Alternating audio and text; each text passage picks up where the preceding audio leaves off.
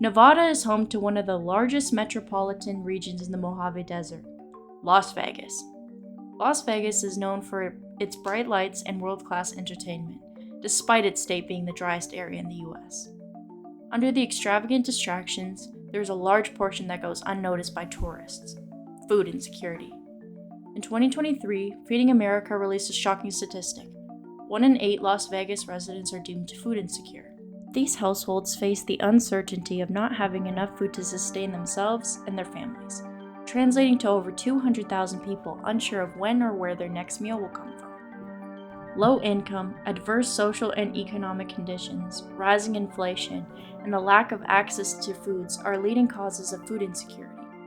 However, food insecurity in Nevada is only exacerbated by another issue: food deserts. Food deserts are areas where access to affordable, nutritious food is limited, typically due to a lack of grocery stores or sources of fresh produce. In Nevada, many communities, including parts of Las Vegas, are classified as food deserts, further expanding the issue for individuals already dealing with food insecurity. How can a city that produces over 5 billion pounds of food waste each year have so many residents going hungry? Our team took to the streets of Vegas to discover legislative, charitable, and agricultural efforts working to combat food insecurity.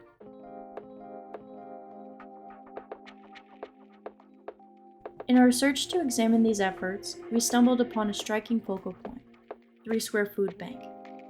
Headquartered in Nevada, 3 Square Food Bank is a nonprofit organization that tirelessly assists families and individuals in need of food. We got a chance to speak to the Director of Operations, Maurice Johnson, to gain an inside perspective of what it's like to fight hunger and food insecurity. 60% of the items that we offer are items that are donated to us from someone else. With us being a part of the Feed America network, so we're one of 201 food banks across the United States, that buying power or donation power actually helps us be able to get commodities from other areas. So a lot of like farm rich areas or manufacturing rich areas like the Midwest and back east and sometimes Northwest, well, we're able to, I guess because of those relationships, get access to those things and be able to get them here to where we need them here in Vegas. Nevada's arid landscape and limited agricultural production make availability of fresh and nutritious food scarce. 3 Square's primary food supply comes from agriculturally abundant regions brought to Nevada to meet the needs of the population facing food insecurity. So for us, we're the only food bank in Southern Nevada. So we're responsible for Southern Nevada to get that food out to where it's needed most. Many organizations, including nonprofit agencies, local businesses, food distributors, higher education institutions, the Clark County School District, government entities, the media, volunteers, and donors have partnered with 3 Square. As an organization, we've always reached out and we've always collaborated with different entities, especially civic, to say, hey, there's a problem in our community, come alongside of us. My goal is trying to say, hey, okay, how can we do something together? So sometimes we may have a civic leader that may sponsor a distribution out in the community, may come alongside of us and say, hey, I want to do this as an elected official, or may have some other ties within the community with different groups or maybe religious entities and want to sponsor something. So those conversations are had on a regular basis. And some are more long-standing and sustainable, and some may be for right now or maybe even seasonal. But those conversations are consistently had. 3 Square distributes about 52 million pounds of food each year. Your Albertsons, your Kroger, your Walmarts, your Sam's Clubs, your Costco's, believe it or not, that makes up about 15 million pounds, roughly, of what we take receipt of each and every single year. And you're probably wondering, how does that happen?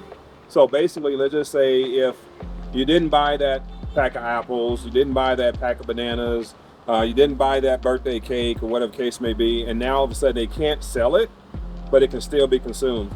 So that's where we come, and we call it rescue. So we actually rescue that food so it doesn't get thrown away and then all of a sudden lands in the landfill. when you think about it, whether it's individuals, whether it's institutions, companies, big box companies, we've seen support from every single facet. I think it's the cool but unfortunate thing about where we sit as a food bank. We've done a great job of educating people on the need in our community, but then at the same time, it's not like people have stood back and said, you know what, I don't want nothing to do with that. I got food, I'm good. During the pandemic, when people were getting stimulus checks and all that good stuff, we had individuals, believe it or not, sign over their entire stimulus check. Because it's like, I don't need this. I don't know how I got it, but I don't need it. I'd rather give it to someone that I know could take receipt of this. And so guess what? If you're looking at the dollar amount of that national stimulus check and what we can do with every single dollar, that helped us do that much more during that time frame.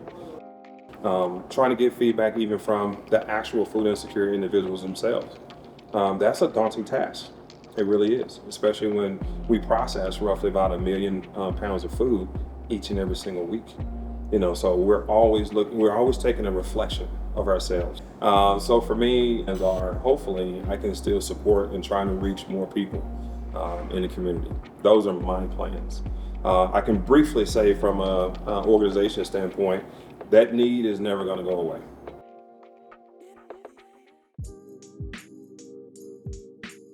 Why 3 Square works to fight the issue of food insecurity across Clark County, some organizations are working to solve the problem at a smaller scale.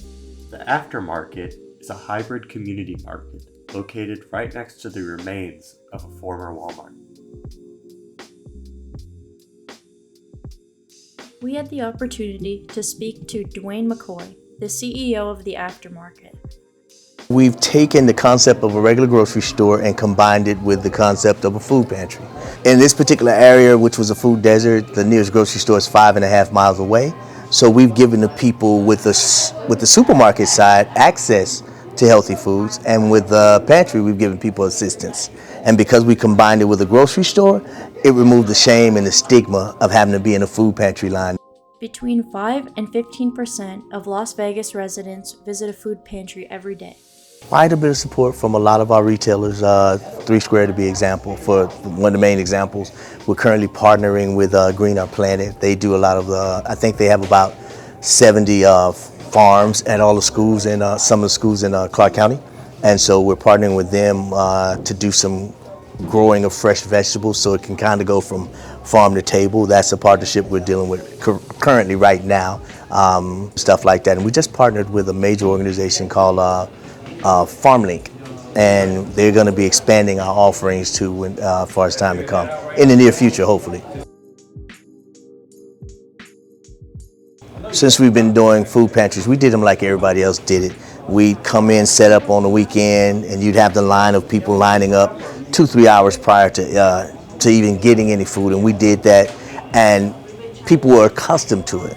But during the evolution process, when we evolved from there to this particular place where we're at now, we've gotten people who typically wouldn't come in for assistance, coming in for assistance. Why? Because it doesn't look like the image of poverty. Every time you drive through a community and you see a line outside of a church, line outside of Catholic charities, different things like that, it screams poverty. But what we've done is we've taken away that perception of it just being for poor people. Everybody needs a little assistance right now with the way the economy is, the way the interest rates are going up. When it gets tight for everybody right now. And that's basically the biggest shift I've seen. For the near future, prayerfully, I'm hoping to enlarge the facility. We're the only grocery store within 5.6 miles, and we have about 10,000 children in this little triangle that are under the age of 10. So we haven't scratched the surface of the true need in the community. So to enlarge here, short term, long term, maybe 4 or 5 more locations across the city. Yeah. You guys come in. In the heart of the historic West Side lies the Aboto Collective, a beacon of resilience amidst decades of systemic challenges. The neighborhood's rich cultural heritage, predominantly African American, has long dealt with the effects of racial discrimination and economic disparities. This area, shaped by its history as one of the most segregated parts of Las Vegas during the 1950s and 1960s, continues to face obstacles, including limited access to fresh, nutrient-dense meals due to its designation as a food desert. As a result, residents often rely on highly processed, calorie-dense options, increasing the likelihood of weight gain and health-related problems. Before we toured Obodo, we ran into Danielle, a local business owner of Taste Juice Bar. She told us how Obodo affected her life. So I've been here about 12 years. I'm originally from Minnesota. I came here fresh out of college, like literally fresh out of college. I was about a month out and came here to visit my grandma and never left.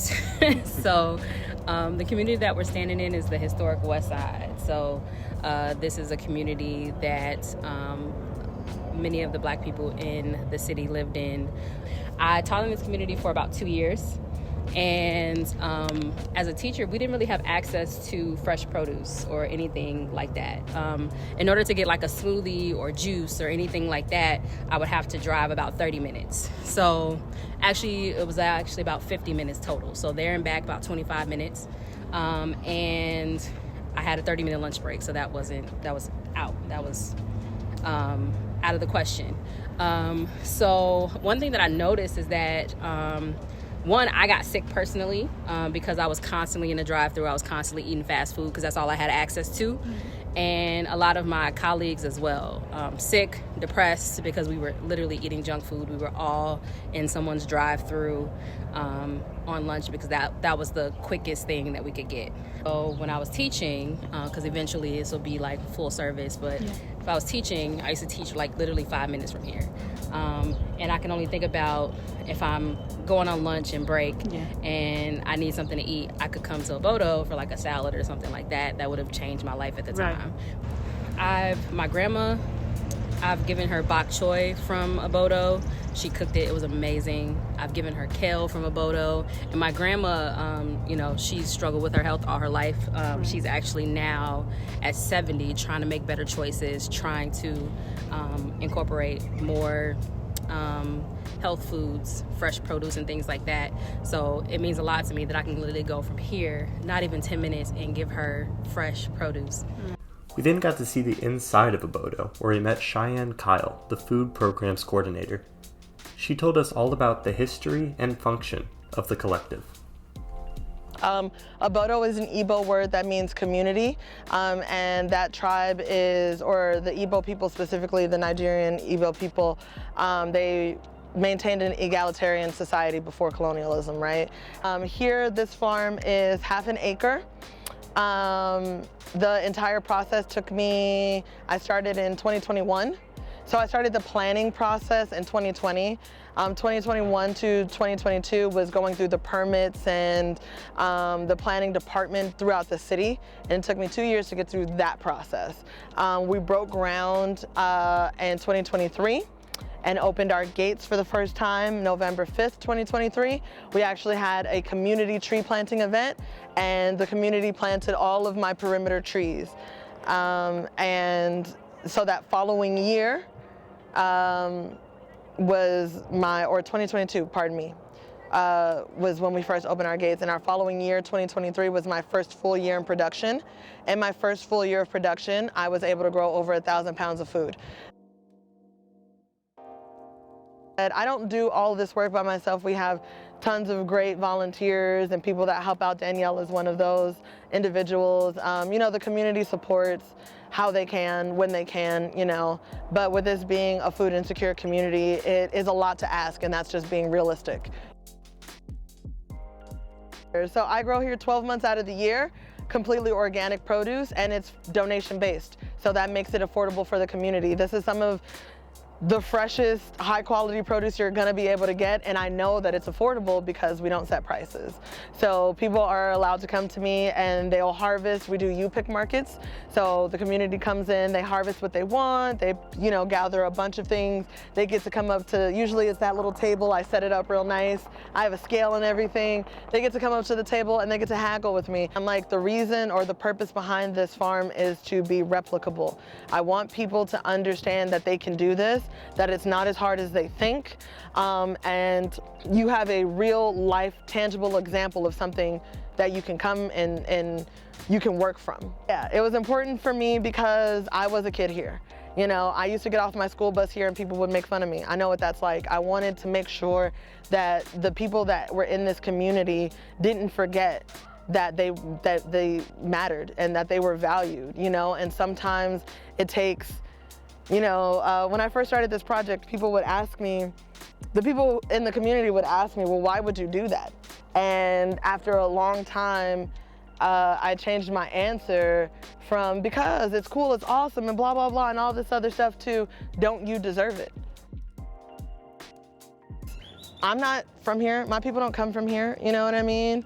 I wanted to make sure that we had representation to hold space and to honor the sisters who were stewards of this land before I inherited it, right? Again, a lot of the methods that I research for planting are Native American planting methods because they make sense.